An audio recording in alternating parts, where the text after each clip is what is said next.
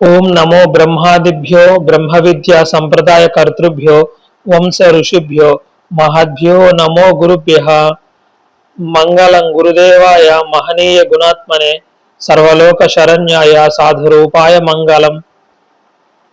कूजन्तं राम रामेति मधुरं मधुराक्षरम् आरुह्य कविता शाखां वंदे वाल्मीकि कोकिलं।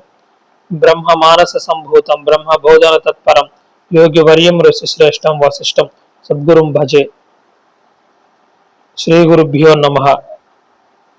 హరి ఓం. నిన్నటి భాగంలో చేతన పురుషుడు అంటే అంతర్యామి గురించి ప్రస్తావన చేశారు కదండి.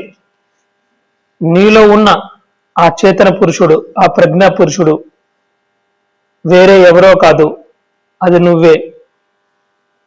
నీలో ఉండి అన్నిటినీ తెలుసుకుంటూ, అన్నింటినీ చూస్తూ, అన్నింటినీ అనుభవిస్తున్నవాడు ఒక్కడే కానీ ఇద్దరు కాదు. నిన్ను ప్రేరేపణ చేసుకునేది నువ్వే. నీలో ఉన్న ఆ ప్రజ్ఞా పురుషుడు, చేతన పురుషుడు నువ్వే. నిన్ను ప్రేరేపణ చేసుకునేది నువ్వే అన్న విషయాలని ప్రస్తావన చేశారు కదండి. దీన్ని కొంచెం విచారణ చేద్దామండి. చూద్దాం, మనలో మనం కాక మరొకరు ఎవరైనా ఉన్నారా లేదా, ఈ యొక్క విచారణ చేద్దాం. మనలో ఉన్న ప్రజ్ఞా పురుషుడు మనమే అంటున్నారు కదా, అది ఒకసారి విచారణ చేద్దాము. దీనికోసం నేను అవస్థాత్రయాన్ని తీసుకుంటానండి. అవస్థాత్రయ విచారణ చేద్దాం ఒకసారి. మనకి జాగ్రత్త అవస్థ, స్వప్నావస్థ, సుషుప్తి అవస్థ, ఈ మూడు అవస్థలు ఉంటాయి కదండి. జాగ్రత్త అవస్థ అంటే మేలుకునే ఉన్న స్థితి, స్వప్నావస్థ అంటే కలగనే స్థితి, సుషుప్తి అవస్థ అంటే గాఢ నిద్ర. ఈ మూడు ప్రతి వ్యక్తికి అనుభవంలో ఉన్నవే. ఇప్పుడు ఒక్కసారి ఈ జాగ్రత్త అవస్థను చూద్దాము. అంటే ఇప్పుడు మేలుకొని ఉన్న స్థితి. ఈ మేలుకొని ఉన్నప్పుడు మీరు ఉన్నారు, మీరు ఉన్నట్లు మీకు తెలుస్తూ ఉన్నది. మీరు ఉన్నట్లు మీకు తెలుస్తూ ఉన్నది. మీరు ఈ ప్రపంచాన్ని అంతా తెలుసుకుంటూ ఉన్నారు.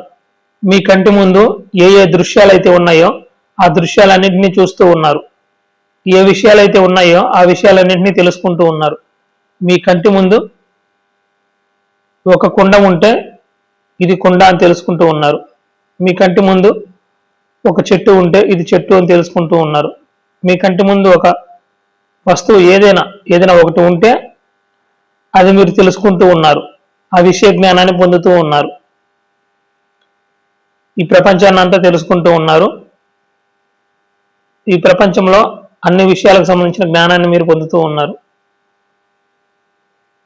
సరే, మేలుకొని ఉన్నారు, మీరు ఈ ప్రపంచాన్ని అనుభవిస్తూ ఉన్నారు.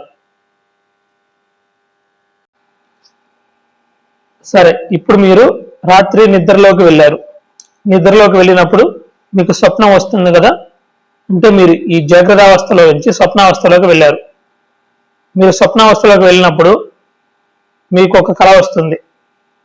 ఆ స్వప్నం అనే ప్రపంచము ఈ జాగ్రత్త అవస్థలో ఉన్న ప్రపంచంలాగే ఉంటుంది, భేదమేమీ ఉండదు. ఈ జాగ్రత్తను ఎలాగైతే మీరు చూసి అన్నీ తెలుసుకుంటూ ఉన్నారో అలానే స్వప్నావస్థలో కూడా మీరు స్వప్నాన్ని చూసి ఆ స్వప్న ప్రపంచాన్ని మీరు చూసి అందులో ఉన్న విషయాలన్నీ తెలుసుకుంటూ ఉన్నారు. ఆ స్వప్న ప్రపంచాన్ని కూడా ఈ జాగ్రత్తలాగే అనుభవిస్తూ ఉన్నారు. ఇప్పుడు మీకు మెలకువ వచ్చింది. మీరు కళను గురించి చెప్తున్నారు. నాకు ఫలానా కళ వచ్చింది అని చెప్తున్నారు. అంటే కళని మీరు మెలకువలో చెప్తున్నారు అంటే మెలకువలో ఇప్పుడు ఆ స్వప్నం లేదండి. మీరు ఆ స్వప్నాన్ని గురించి ఈ జాగ్రత్తలో మాట్లాడుతున్నారు అంటే ఆ స్వప్నాన్ని అనుభవించిన వాడే ఈ జాగ్రత్తను అనుభవిస్తున్నవాడండి. వీరిద్దరూ ఒక్కరే, అక్కడ మరొకటి లేరు. ఎవరైతే స్వప్నాన్ని అనుభవించారో వారే ఈ జాగ్రత్తను అనుభవిస్తున్నారు. ఇద్దరు ఒకరు కాబట్టే తన స్వప్న అనుభవాన్ని ఇక్కడ ఈ జాగ్రత్తలో చెప్తున్నాడు. ఇద్దరు వేరు అని అయినట్లయితే, ఇద్దరు వేరైనట్లయితే ఈ మెలకువలో ఉన్నవాడు ఆ స్వప్న అనుభవాన్ని చెప్పలేడు. ఎందుకంటే అది వీడి అనుభవం కాదు కదా, అది మరొకరి అనుభవం. వీరి అనుభవంలో లేదు కాబట్టి వీడి మనస్సులో అది లేదు కాబట్టి వీడు చెప్పలేడు. వీడి చిత్తంలో అది నిక్షిప్తమై ఉన్నది కాబట్టి వీడు దాన్ని గుర్తు చేసుకొని చెప్తున్నాడు. ఎందుకంటే అనుభవాన్ని పొందింది వీడే కదా. అంటే అక్కడ స్వప్నాన్ని చూసింది, ఇక్కడ జాగ్రత్తలో ఉన్నది ఇద్దరు ఒకరే. సరే, ఇప్పుడు స్వప్నం నుంచి సుషుప్తిలోకి వెళ్దాం. సుషుప్తి అంటే గాఢ నిద్ర. మీకు జాగ్రత్తలో ప్రపంచం తెలుస్తూ ఉంది, స్వప్నంలో ప్రపంచం తెలుస్తూ ఉంది. కానీ మీరు ఎప్పుడైతే సుషుప్తిలోకి వెళ్తారో అక్కడ మీకు ఎటువంటి ప్రపంచానుభవము ఉండదు, ఏ ప్రపంచము మీకు తెలియబడదు. ఎందుకంటే అన్నిటికీ మూలమైన మనస్సు అనేది ఉంటుంది కదా, ఆ మనస్సు అక్కడ లయించి ఉంటుంది సుషుప్తిలో. ఇప్పుడు మీరు సుషుప్తి అవస్థకి వెళ్ళారు, అక్కడ మీకు ఎటువంటి ప్రపంచానుభవం ఉండదండి. మీరు సుషుప్తి నుంచి జాగ్రత్తలోకి వచ్చారు అంటే ఇప్పుడు మెలకువలోకి వచ్చారు. మెలకువలోకి వచ్చారు అంటే మెలకువలోకి వచ్చినప్పుడు మీరు ఒక మాట అంటారు, నాకు రాత్రి అసలు హాయిగా నిద్ర పట్టింది, అసలు ఏమీ తెలియలేదు, హాయిగా నిద్ర పట్టింది అంటాం. ఏమీ తెలియలేదు, హాయిగా నిద్ర పట్టింది అని గత అనుభవాన్ని చెప్తున్నాడు అంటే ఆడ ఏమీ తెలియని దాన్ని కూడా తెలుసుకున్నవాడు ఒకడు ఉన్నాడు కదా. నాకు ఏమీ తెలియలేదు అని చెప్తున్నాడు అంటే మెలకువ వచ్చిన తర్వాత, అంటే అక్కడ ఏమీ లేదు, ఏమీ తెలియలేదు అని చెప్తున్నాడు అంటే ఏమీ తెలియని దాన్ని కూడా తెలుసుకునే తెలివి అక్కడ ఒకటి ఉన్నది కదా, ఒక ప్రజ్ఞ అక్కడ ఉన్నది. ఇటువంటి విషయాలు లేకపోయినా, ఇటువంటి విషయాలు లేవు అక్కడ, ఎటువంటి విషయాలు లేకపోయినా కానీ ఆ ఏమీ లేని దాన్ని తెలుసుకునే ప్రజ్ఞ ఒకటి ఉన్నది. అది ఉన్నది కాబట్టే ఏమీ లేని దాన్ని కూడా తెలుసుకుంటూ ఉన్నది. అది మెలకువలో ఆ స్మృతిని, ఆ ప్రత్యభిజ్ఞ అంటారు, దాన్ని జ్ఞాపకం చేసుకొని చెప్తున్నావు. ఇక్కడ గమనించండి, మీరు మేల్కొని ఉన్నారు, మీ ప్రజ్ఞ పనిచేస్తూ ఉన్నది. ఈ పురుషుడు ఈ ప్రపంచాన్ని తెలుసుకుంటూ ఉన్నాడు తన యొక్క ప్రజ్ఞ ద్వారా. ప్రపంచంలో ఉన్న విషయాలకు సంబంధించిన అన్ని జ్ఞానాలని పొందుతూ ఉన్నాడు ఈ ప్రజ్ఞా పురుషుడు. ఇతడు స్వప్నంలోకి వెళ్ళాడు, స్వప్న ప్రపంచంలో ఉన్న విషయాలను తెలుసుకుంటూ ఉన్నాడు ఈ ప్రజ్ఞా పురుషుడు. ప్రజ్ఞ అంటే జ్ఞానం కలిగిన, తెలివి కలిగిన ఈ పురుషుడు. ఇతడే స్వప్నం నుంచి సుషుప్తిలోకి వెళ్ళాడు. అక్కడ ఎటువంటి ప్రపంచాలు లేవు, ఎటువంటి ప్రపంచ విషయ అనుభవం లేదు. కానీ ఆ ప్రజ్ఞా పురుషుడు ఉన్నాడు, ఆ ఏమీ లేని దాన్ని కూడా తెలుసుకుంటూ తను ఉన్నాడు. ఏమీ లేని దాన్ని కూడా తెలుసుకుంటూ ఉన్నాడు కనుకనే మెలకువ వచ్చిన తర్వాత, జాగ్రత్తగా వచ్చిన తర్వాత నాకు ఏమీ తెలియలేదు, హాయిగా నిద్ర పట్టింది అన్న తన గత అనుభవాన్ని చెప్తున్నాడు. ఏమి తెలియలేదు అన్న దానిని తెలుసుకునేవాడు అక్కడ ఒకడు ఉన్నాడు కదా, ఆ ప్రజ్ఞా పురుషుడు అక్కడ కూడా ఉన్నాడు కదా. ఇప్పుడు ఈ మూడు అవస్థలు తీసుకుంటే, ఈ మూడు అవస్థల్లో ఆ ప్రజ్ఞా పురుషుడు మూడు అవస్థల్లోనూ ఉన్నాడండి. మారిపోయేది ప్రపంచం, ఈ ప్రజ్ఞా పురుషుడు మారడం లేదు. జాగ్రత్త అవస్థలో ఉన్న ప్రపంచం స్వప్నావస్థలో లేదు, స్వప్నావస్థలో ఉన్న ప్రపంచం జాగ్రత్త అవస్థలో లేదు. ఈ రెండు ప్రపంచాలు సుషుప్తిలో లేవు. కానీ ఇవి మారుతున్నా కానీ ఆ ప్రజ్ఞా పురుషుడు మారడం లేదు. వాడు జాగ్రత్తను అనుభవించిన వాడే స్వప్నాన్ని అనుభవించాడు, స్వప్నాన్ని అనుభవించిన వాడే సుషుప్తిని అనుభవించాడు. ఈ సుషుప్తిని అనుభవించిన వాడే మళ్ళీ ఈ జాగ్రత్తను అనుభవిస్తున్నాడు. జాగ్రత్త అవస్థ, స్వప్నావస్థ, సుషుప్తి అవస్థ, ఈ మూడు అవస్థలు మారిపోతూ ఉన్నాయి. ఇవి మూడు మారిపోతూ ఉన్నా కానీ వీటిలో అనుస్యూతంగా మారకుండా ఒకడు ఉన్నాడు, ఒక పురుషుడు ఉన్నాడు. అతడు ప్రజ్ఞ కలిగి ఉన్నాడు, తెలివి, ఆ జ్ఞానం. చైతన్యం. ఆ చేతన పురుషుడు ఒకడు ఉన్నాడు. వాడు మారకుండా, ఇవన్నీ మారుతున్నా కానీ అతను మారకుండా వీటన్నింటిలో ఉన్నాడు.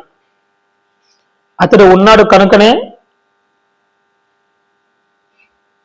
ఆయా అవస్థల్లో ఆయా విషయాలకు సంబంధించిన జ్ఞానం కలుగుతూ ఉన్నది. వాడు ఉండడం వల్లే ఆ విషయ జ్ఞానం కలుగుతూ ఉన్నది. ఈ విషయాలు లేకపోయినా వాడు ఉన్నాడు. వాడు ఎప్పుడూ ఉన్నాడు. వాడు సదా అస్తి, సదా భాతి. వాడు ఎప్పుడూ ఉన్నాడు, అన్నింటినీ తెలుసుకుంటూ ఉన్నాడు ఆ చేతన పురుషుడు. అది ఎవరు? మరొకరా లేక మీరేనా? ఒక్కసారి విచారణ చేసుకోండి. ఈ మూడు అవస్థలు మారుతూ ఉన్నాయి, కానీ మూడు అవస్థల్లో మారకుండా ఒక చేతన పురుషుడు ఉన్నాడు, ఒక ప్రజ్ఞా పురుషుడు. వాడు ఎవరు? మీరా లేకపోతే మరొకరు ఎవరైనా ఉన్నారా? జాగ్రత్త అవస్థలో ఉన్నది మీరే, స్వప్నావస్థలో ఉన్నది మీరే. ఇవేవి లేని, అంటే జాగ్రత్త అవస్థలో ఉన్న ప్రపంచము, స్వప్నావస్థలో ఉన్న ప్రపంచము, ఈ రెండు ప్రపంచాలు లేని సుషుప్తి అవస్థలో ఉన్నది కూడా మీరే. అక్కడ మరొకరు లేరు. అక్కడ అసలు ఎటువంటి ప్రపంచ విషయాలు లేవు, అక్కడ ఏమీ లేవు, కానీ మీరు ఉన్నారు. అక్కడ ఉన్నది మీరే కదా, మరొకరు కాదు కదా. కాబట్టి ఉన్నది మీరే, మీరు తప్ప మరొకరు లేరు. ఆ ప్రజ్ఞా పురుషుడు వేరొకరు, ఎవరో కాదు, అది మీరే అన్న విషయాన్ని నిన్న ప్రస్తావన చేశారండి. దాన్ని అర్థం చేసుకోవడం కోసం మనం ఈ విచారణ చేశాము. ఇక్కడ మరొక ముఖ్యమైన విషయాన్ని కూడా నేను చెప్తానండి. చూడండి, ఉదాహరణకి, అంటే నేను వ్యష్టిలో మాట్లాడుతున్నాను, ఇదే సమష్టిలో కూడా జరుగుతుందండి. మనకి ఉత్పత్తి ప్రకరణంలో వస్తుందండి. అసలు ఉత్పత్తి ప్రకరణం నుంచి స్టార్ట్ అవుతుందండి. యోగ వాసిష్టంలో అద్భుతమైన బోధ, అసలు ఈ సృష్టి గురించి, అసలు మన గురించి, ఈ వ్యష్టి గురించి, సమష్టి గురించి, ఈ ఉత్పత్తి ప్రకరణం నుంచి అద్భుతంగా ఉంటుంది. ఉత్పత్తి, స్థితి, ఉపశమ, నిర్వాణ ప్రకరణాలు అద్భుతంగా ఉంటాయండి. అద్భుతంగా ఉంటుంది. ఉత్పత్తి ప్రకరణం చాలా అద్భుతంగా ఉంటుంది. అక్కడి నుంచి అసలు స్టార్ట్ అవుతుందండి వేదాంత బోధ. సరే, ఇప్పుడు ఒక్కసారి చూద్దాము. నేను వ్యష్టిలో మాట్లాడతాను, ఈ అవస్థల దగ్గరికి వెళ్తానండి. ఎందుకంటే ఈ అవస్థల్లోనే సత్యం దాగి ఉన్నదండి. అందుకే ఈ అవస్థల గురించి మాట్లాడింది మాండూక్యోపనిషత్తు. 12 మంత్రాలే ఉన్న అది చిన్న ఉపనిషత్తు గొప్ప సత్యాన్ని తెలియజేస్తుందండి. ఈ అవస్థాత్రయ విచారణ చేస్తే సత్యం తెలిసిపోయినట్లే. ఎందుకంటే, సరే నేను విషయంలోకి వెళ్తానండి, మళ్ళీ టాపిక్ లాంగ్ అయిపోతుంది. సరే, ఇప్పుడు నేను డైరెక్ట్గా సుషుప్తి దగ్గరికి వస్తానండి. సుషుప్తి అవస్థలో మీకు ఎటువంటి ప్రపంచానుభవము లేదు కదండి. అక్కడ ఎటువంటి ప్రపంచము లేదు కదండి. ఇటు స్వప్న ప్రపంచము లేదు, ఇటు జాగ్రత్త ప్రపంచము లేదు. ఇటువంటి ప్రపంచము అక్కడ లేదు. ఇది మీ అనుభవంలో ఉన్నది కదా. ఇప్పుడు చూడండి అసలు ఏం జరుగుతుందనేది చూద్దాము. ఎలా ఈ జాగ్రత్త ప్రపంచం మనకు అనుభవానికి వస్తుంది, ఎలా ఈ స్వప్న ప్రపంచం అనుభవానికి వస్తుంది, ఇవన్నీ ఒక్కసారి మనం ఆ సూక్ష్మమైన విషయాన్ని పట్టుకున్నామండి. ఇది వస్తుందండి. సమష్టి గురించి చెప్తారు ఉత్పత్తి ప్రకారంలో. ఇప్పుడు నేను వ్యష్టి గురించి మాట్లాడుతున్నాను, ఎందుకంటే వ్యష్టి అర్థమైతే సమష్టి అర్థమవుతుందండి. ఇప్పుడు మీలో ఏం జరుగుతుందో తెలుసుకుంటే సమష్టిలో కూడా అదే జరుగుతుందండి. ఇప్పుడు మీరు గాఢ నిద్రలోకి వెళ్ళారండి, అంటే సుషుప్తి అవస్థ. గాఢ నిద్రలో మీ స్థితి ఎలా ఉంటుందంటే నిశ్చలమైన సరస్సు ఎలాగైతే ఉంటుందో అలా ఉంటుందండి మీ స్థితి. ఇటువంటి అలజడి, ఇటువంటి గందరగోళము ఏమీ లేని ఒక సరస్సు, ఎలాగైతే నిశ్చలమైన సరస్సు, ప్రశాంతంగా ఉన్న ఒక సరస్సు ఎలాగైతే ఉంటుందో గాఢ నిద్రలో మీ స్థితి అదండి. అందుకే అక్కడ హాయిగా ఉన్నారు, మీ స్థితి అది. ఎవరో ఒక వ్యక్తి నిశ్చలంగా ఉన్న సరస్సులో ఒక రాయి వేశారండి. ఆ రాయి ఆ సరస్సులో పడినప్పుడు ఒక స్పందన వస్తుంది కదండి, ఒక చలనం వస్తుంది. ఒక స్పందన వచ్చి అలలు ఏర్పడతాయి కదా,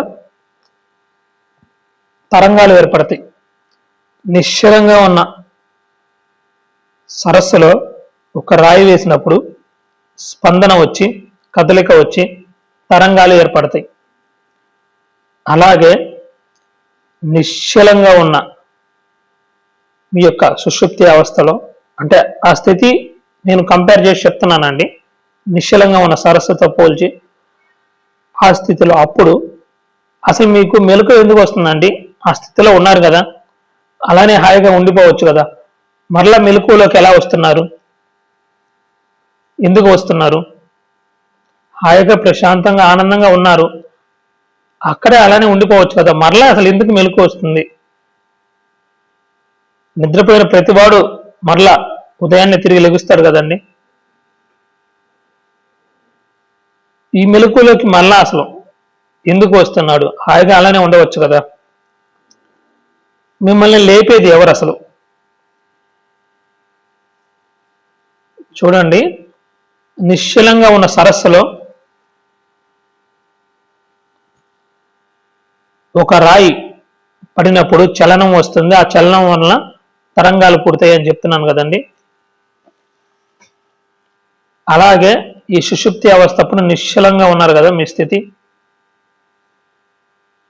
మిమ్మల్ని ఏదో లేపుతుంది, లేకపోతే మీరు జాగ్రత్తలోకి రారు కదా.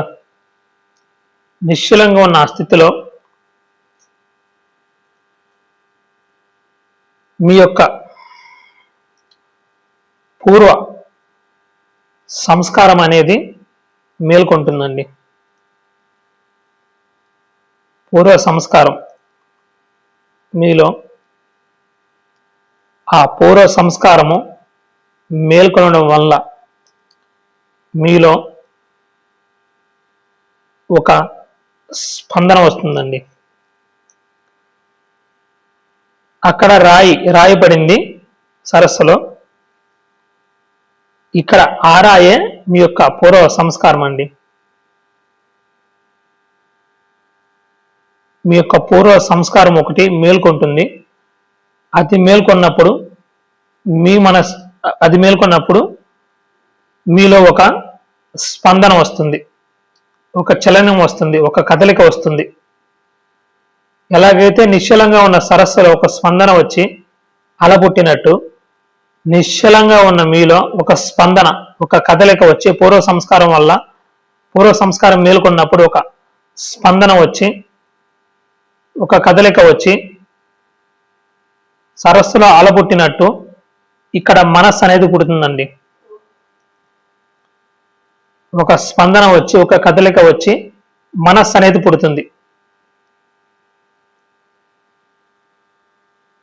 మీరు సరస్సులో చూసుకుంటే స్పందన వచ్చినప్పుడు అల పుడుతుంది కదండి, ఒక అల మరొక అలకి కారణమవుతుంది. ఇప్పుడు రాయి ఆ సరస్సులో పడినప్పుడు ఒక తరంగం పుడుతుంది, అది ఉవ్వెత్తున పైకి లేచి నీళ్ళల్లో పడినప్పుడు అది మరొక కెరటానికి కారణమవుతుంది. అలాగే మీలో స్పందన వచ్చి, కదలిక వచ్చి మనస్సు పుడుతుంది కదండి, అల పుట్టినట్టు ఈ మనస్సు పుడుతుంది. ఈ మనస్సులో అల మరొక అలకి కారణమైనట్టు ఈ మనస్సులో స్పందన పుట్టి అది ఈ ప్రపంచానికి కారణమవుతుందండి.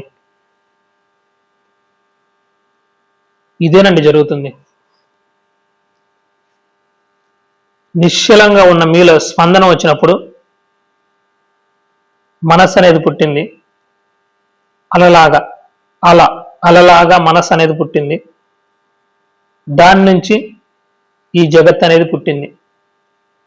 దానిలో స్పందన వచ్చి కదలిక, అంటే ఆలోచనలు కదిలిపోతూ ఉంటాయి కదండి, కదలిక మనసులో వచ్చిన కదలిక కదండి ఆలోచన. ఆ కదలిక వచ్చి ఈ జగత్ అంతా పుట్టింది.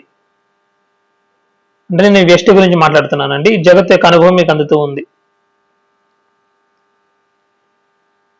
ఇది వ్యష్టిలో జరుగుతుంది కదండి, సమష్టిలో కూడా ఇదే జరుగుతుందండి.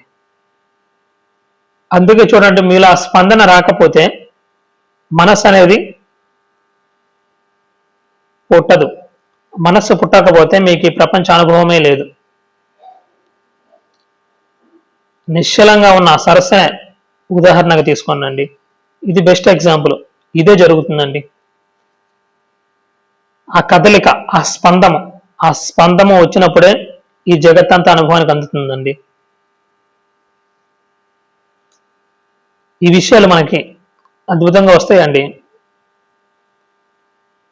ఇప్పుడు చూడండి, ఇప్పుడు నేను చెప్పింది ఈ వ్యష్టిలో ఏదైతే జరుగుతుందో సమష్టిలో కూడా అదే జరుగుతుందండి.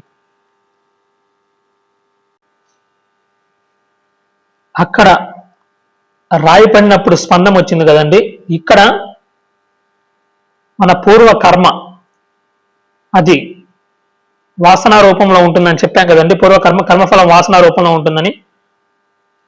ఆ సంస్కారము అది మేల్కొన్నప్పుడు చలనం వస్తుంది. అది స్పందనకి కారణమవుతుంది. నిశ్చలంగా ఉన్న మీరు ఒక స్పందనకి అది కారణమవుతుంది. నిశ్చలంగా ఉన్న ఒక సరస్సులో స్పందనకి రాయి ఎలాగైతే కారణమవుతుందో, నిశ్చలంగా ఉన్న మీలో ఆ పూర్వకర్మ అది లేపుతుందండి మిమ్మల్ని. ఆ పూర్వ సంస్కారం ఉంటుంది కదా, అది చలనాన్ని కలిగిస్తుంది, అది లేపుతుంది మిమ్మల్ని. అంతేనండి. ఈ విషయం చాలా ఇంపార్టెంట్ విషయం అండి. అందుకే నిన్నటి భాగానికి కొనసాగింపుగా నేను ఆ ప్రజ్ఞా పురుషుడు నీలోనే ఉన్నాడు, ఎవరో కాదు నువ్వే అని నిన్న చెప్పిన విషయాన్ని వివరంగా ఈరోజు నేను వివరించానండి.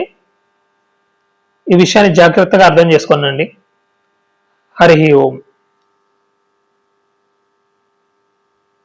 ఓం సర్వే జనా సుఖినో భవంతు, సమస్త సన్మంగళాని సంతు, అసతో మా సద్గమయ, తమసో మా జ్యోతిర్గమయ, మృత్యోర్మా అమృతంగమయ. ఓం శాంతి శాంతి శాంతి.